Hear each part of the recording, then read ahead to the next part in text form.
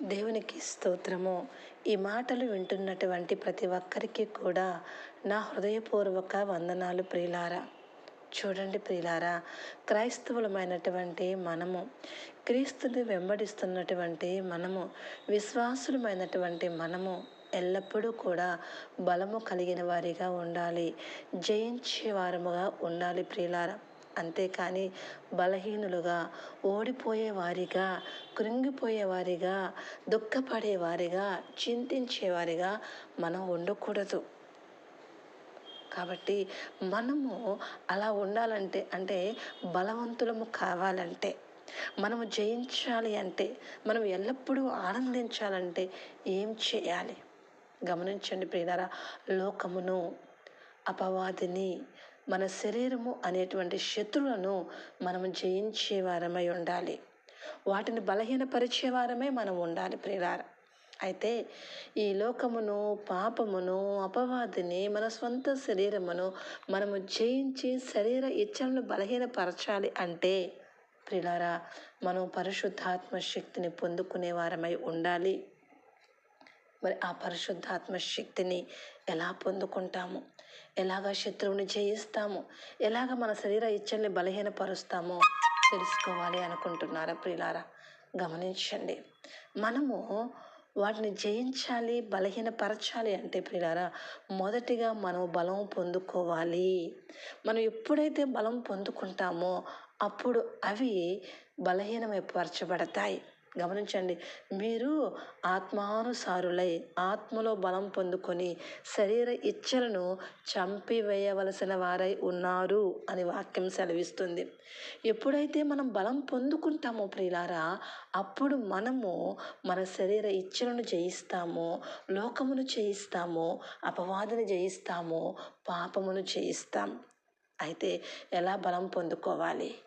అట్టి బలమును మనం ఎలా పొందుకోవాలి అన్న ఆలోచన చేస్తే గమనించండి ప్రియులారా, లోకంలో మనం బలం పొందుకోవాలి అంటే, మన శరీరం బలం పొందుకోవాలి అంటే మనకి ప్రియులారా మంచి ఆహారాన్ని, శ్రేష్టమైన ఆహారాన్ని, బలాన్ని ఇచ్చే ఆహారాన్ని తీసుకుంటే బలవంతులం అవుతాం.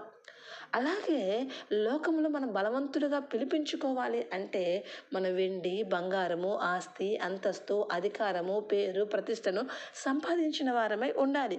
అయితే ప్రియులారా, ఈ లోక బలము చేత, మన శారీరక బలము చేత మనం ఎంత మాత్రము కూడా మన శరీరమును, లోకమును, పాపమును, అపవాదిని జయించలేము ప్రియులారా.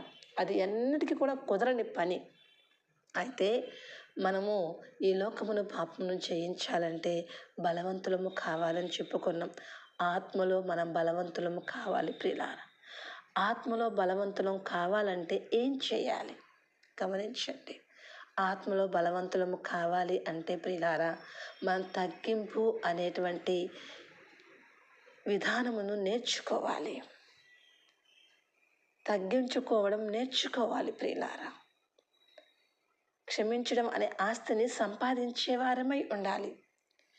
ప్రేమించడం అనేటువంటి అంతస్తుకు మనము చేరాలి. ఎప్పుడైతే తగ్గింపు, దీనత్వము, క్షమించడము ఇవన్నీ కూడా మనం నేర్చుకుంటామో అప్పుడు ఆత్మలో మనం బలాన్ని పుంజుకుంటాం ప్రియులారా.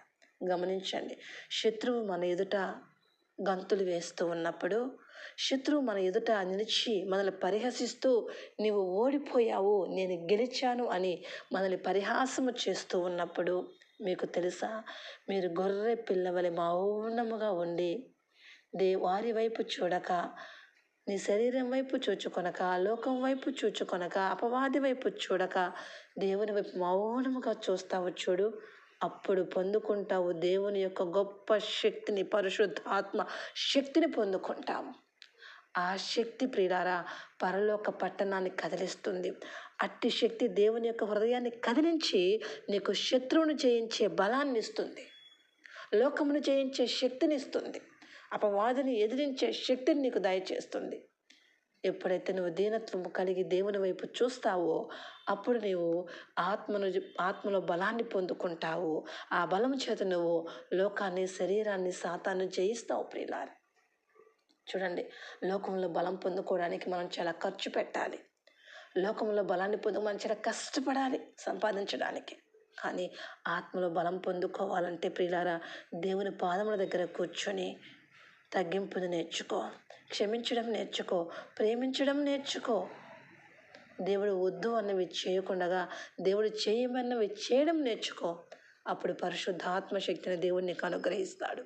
ఆ పరిశుద్ధాత్మ శక్తి నీకు బలముగా శక్తిగా మారి నేను లోకాన్ని పాపాన్ని జయించేలాగా చేస్తుంది.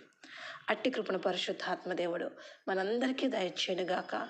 ఆమేన్, ఆమేన్, ఆమేన్.